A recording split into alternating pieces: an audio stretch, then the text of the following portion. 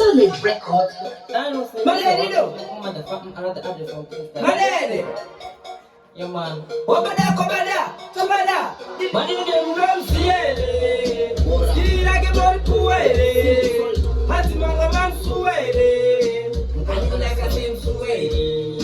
Dile mangoma wabu anakacha fampiro. Dile sub 10. Iyo masab 0. Davara tite direction picture se aro. Dile ngema ikeo ejo ye mabororo. Waindi sekandiri back sema na undashanduka kunge munu anemeraro. Davana sumtangoma kunge msoro. Dile ngejongwe nindine mchochororo. Wanama kuanza mafan kunge manuela. All stations komba zangu wari kula. Nukuda sivya saa kwewe na XLA. Waria wani masimbisa handuri gorilla. Nukono zima bitch. Waimba akapela. Haindi saiza machindi onendeka chila. Na uyende patanira musati mambo fila. Nakaba narotai na kutare shangshila. Seketura mjini nakabata jackpoti. Tumamoko anzi waneta kunge transporti. Mama vakaniti keep web John Peter. Saima sanendo kutambira kuchu sporti. Sinatopea kuno kuhigh court. Nufika bitch kunge jacket kweteka shoti. Katira kwada saka chindi tambita mpoti. Kune wasina kunga somu mozo pula foot.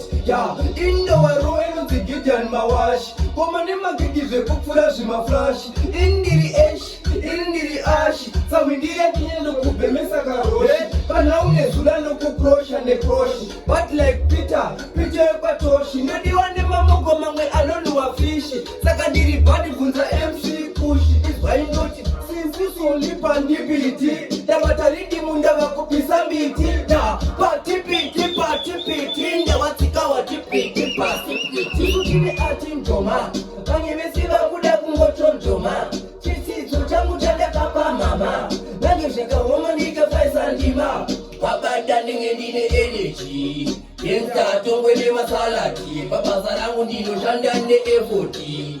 Ndapeka bitch kunge jacketi. Madedido.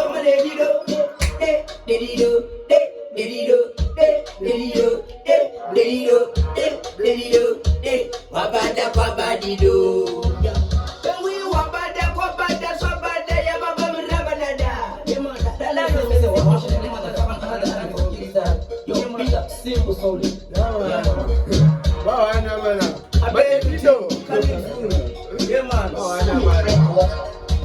Follow ma Dedido.